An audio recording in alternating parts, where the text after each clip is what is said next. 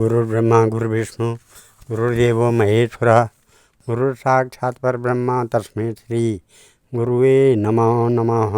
साधो देवकी देवगर्भजननं गोपीगिरिवर्धनं मायापूतनजीवतापहरणं गोवर्धनोद्धारणं कंसच्छेदनकौरवादिहननं कुन्तीसुतापालनम् एतत् श्रीमद्भागवतं पुराणकथितं श्रीकृष्णलीलामृतं निगमकल्पतरोर्गलितं फलं सुखमुखाद्रव अमृतसंयुतं पिबत भागवतं रसमालया मुहुरहो रसिका भुवि भावुका। श्रीमन्नारायण नारायण नारायण भजमन्नारायण नारायण नारायण लक्ष्मी नारायण नारायण नारायण बद्री नारायण नारायण नारायण। भगवान श्री नारायण जी के चरण कमलों में नतमस्तक होकर के श्री कृष्ण भगवान जी के चरण कमलों में नतमस्तक होकर के गुरु श्री वेद व्यास जी, गुरु श्री सुखदेव जी, गुरु श्री मैत्रेय जी, गुरु श्री नारद जी, श्री परीक्षित महाराज जी के चरणों में नतमस्तक होकर के हम ये श्रीमद् भागवत महापुराण तृतीय स्कंद के 18वां अध्याय पढ़ रहे हैं, जिसमें कल हिरण्याक्ष और हिरण्याकश्यप के जन्म के बारे में कहा गया था। और आज 18वें अध्याय में हिरण्याक्ष के साथ वाराह भगवान का युद्ध दिया गया है, जो इस प्रकार है। मैत्रेय उवाच तदेव माकर्ण्य जलेश भाषितं महामना तद्विगुणव्यदुर्मदा हरेर्विदित्वा गतिमङ्गनार्दात् रसातलं निर्विविशेतुरानुता ददर्श तत्रा विजितं दरादरं प्रणयीयमाना निगमाग्रदृष्ट्या उष्णन्तमक्षं स्वसरोरुणाश्रिये जासचाहो वनगोचरो मृगः अहेन मे यज्ञमहिं विमुञ्चनो रसोकसं विश्वसजेयमर्पिता न स्वस्ति यास्यास्नय ममेक्षितः सुराधमासादितशूकराकृते त्वं न सपत्नेरववावे किं वृतौ मायया हन्त्यसुरान् परोक्षजित् त्वं योगमाया बलमल्पपौरुषं संस्थाप्य मूढा प्रव्रजे सुरिक्षुता त्वयि संस्थिते गदया सहिष्णुशीर्षान् अस्मद्भुजा अच्युतया ये च तुभ्यं बलिं हरन्त्या ऋषयो ये च देवाः स्वयं सर्वे न भविष्यन्तमूला। श्री मैत्रेय जी कहते हैं, तात हिरण्याक्ष और हिरण्याकश्यप के बारे में श्री मैत्रेय जी कहते हैं, तात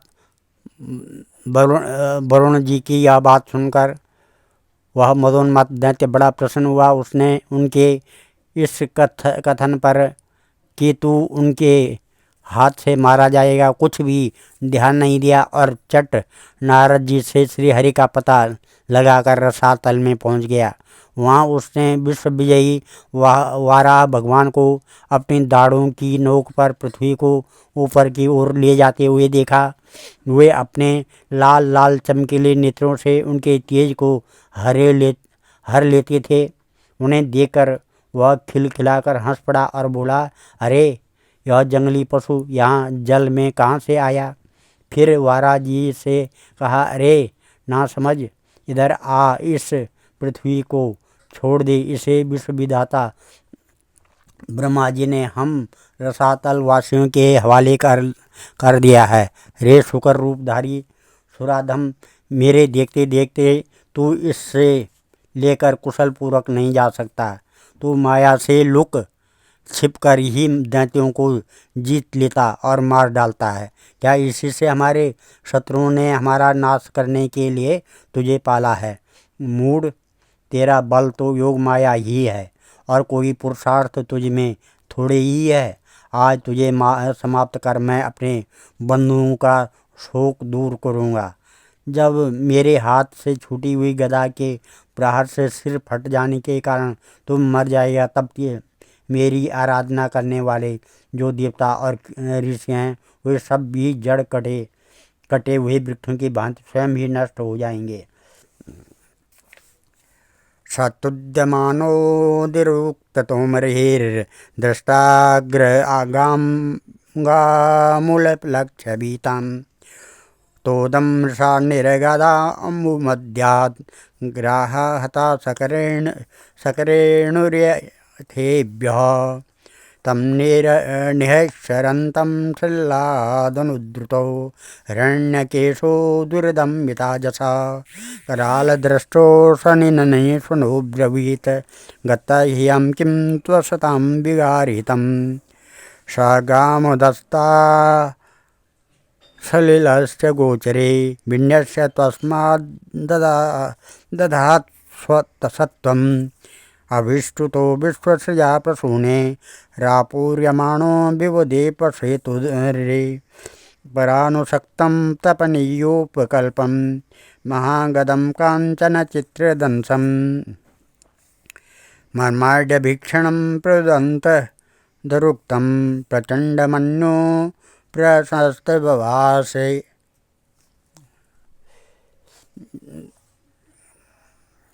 इस प्रकार से हिरण्याक्ष भगवान के दुर्वचन बाणों से छेद रहा था, परंतु उन्होंने दांतों की नोक पर स्थित पृथ्वी को भयभीत देकर वह चोट सह ली तथा जल से उसी प्रकार बाहर निकल आए जैसे ग्राह की चोट खाकर हथिनी सहित गजराज जब उसकी चुनौती का कोई उत्तर न देकर वे जल से बाहर आने लगे, तब ग्राह जैसे गज का पीछा करता है उसी प्रकार पीले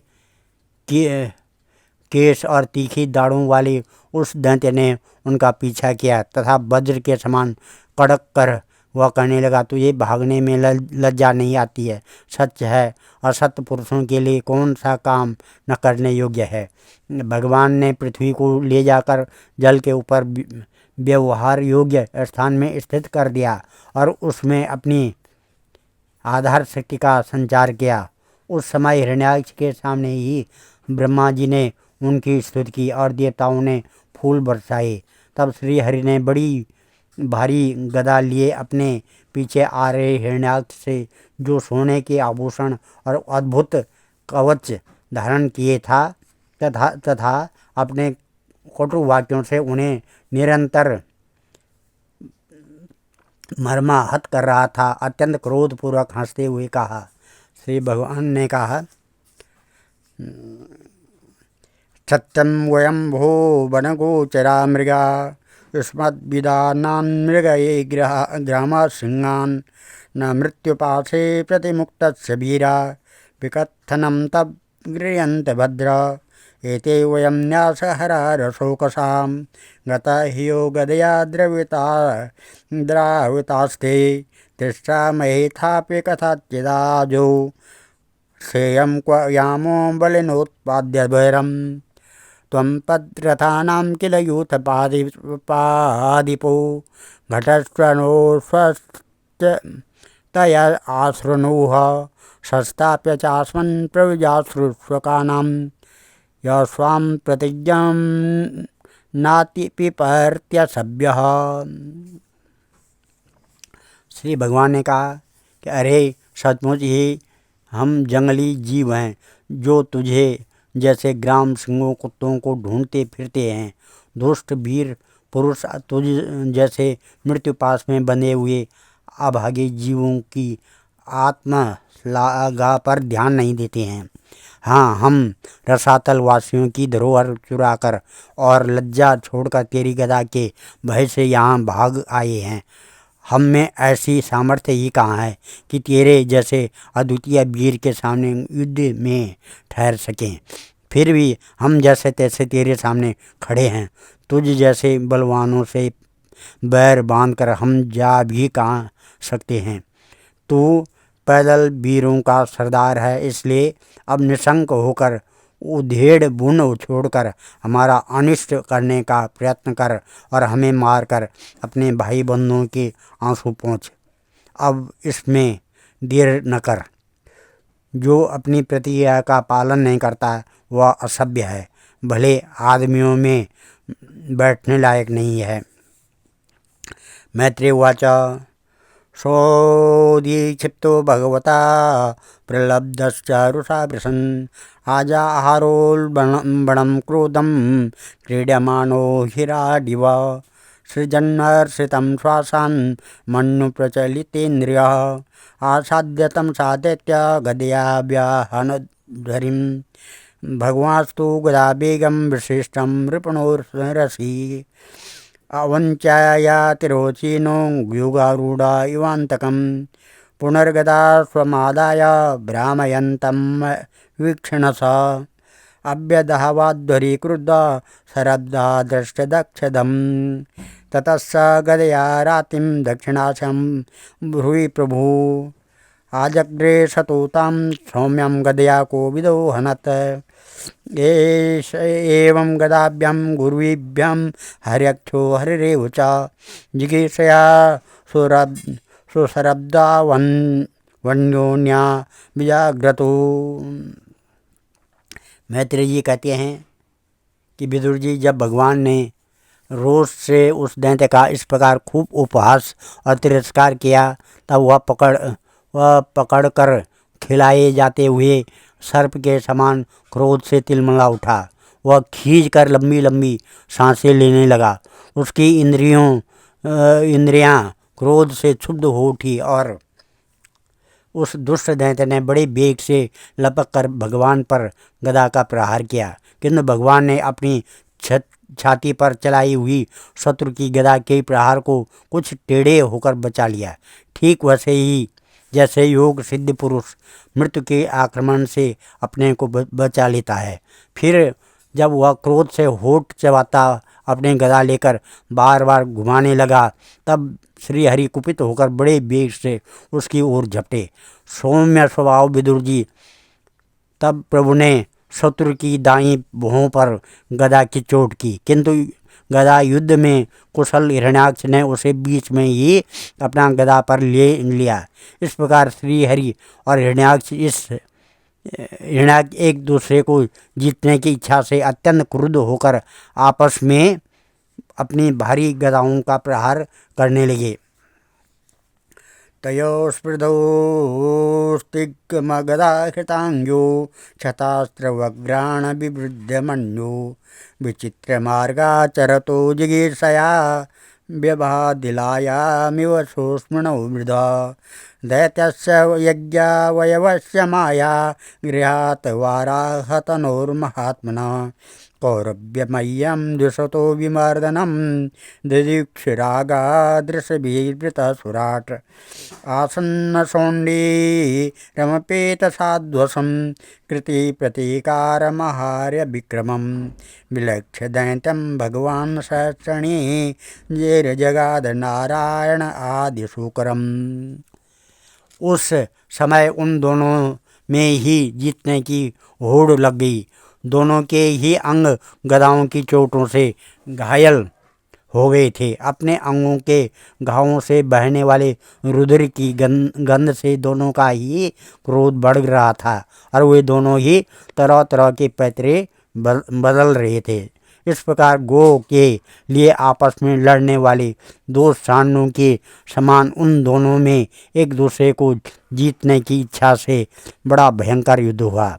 विदुर जी, जब इस प्रकार हिरण्याक्ष और माया से वारा रूप धारण करने वाले भगवान यज्ञ मूर्ति पृथ्वी के लिए द्वेष बांध कर युद्ध करने लगे, तब उसे देखने के लिए वहाँ ऋषियों के सहित ब्रह्मा जी आए।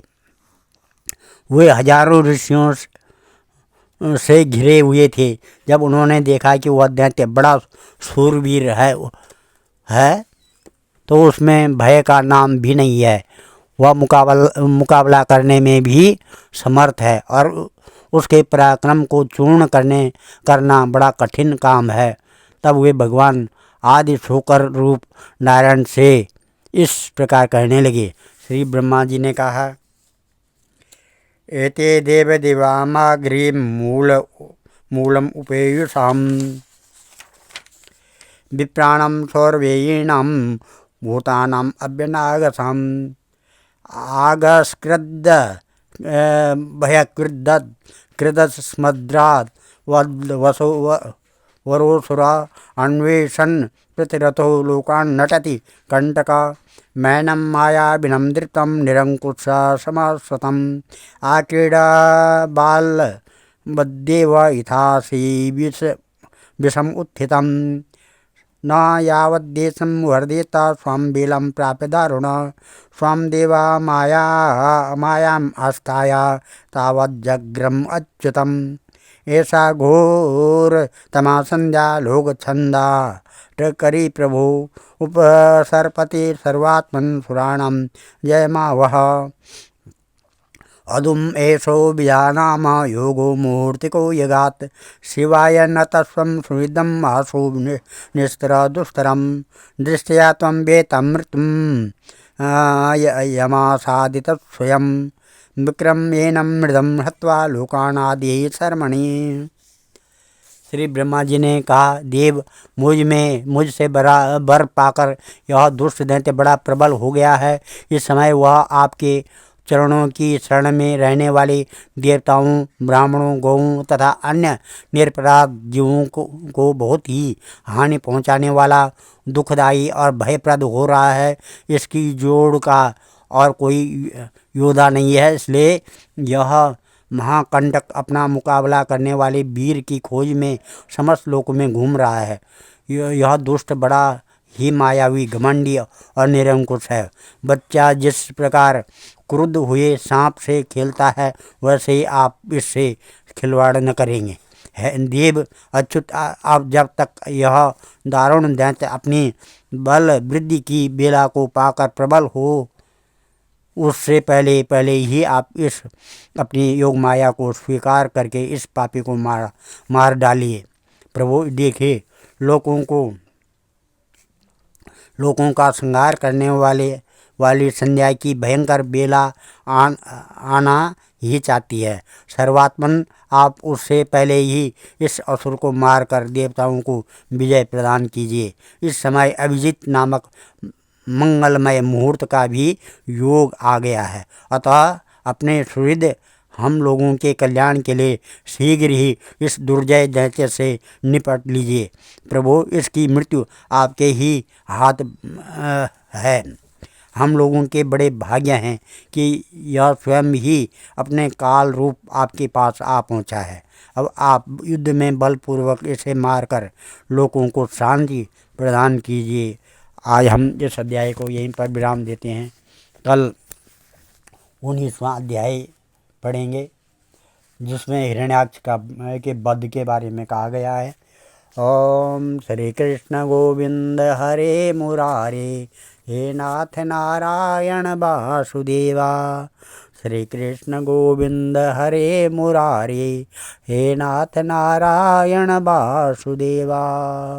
ओम नमः ध्येयं सदा परिभवग्नमभीष्टदोहं तीर्थात्पदं शिववीरञ्चनुतं शरणं भृत्यात्यं प्रणतपालवाब्धिपोतं वन्दे महापुरुषते चरणारविन्दं।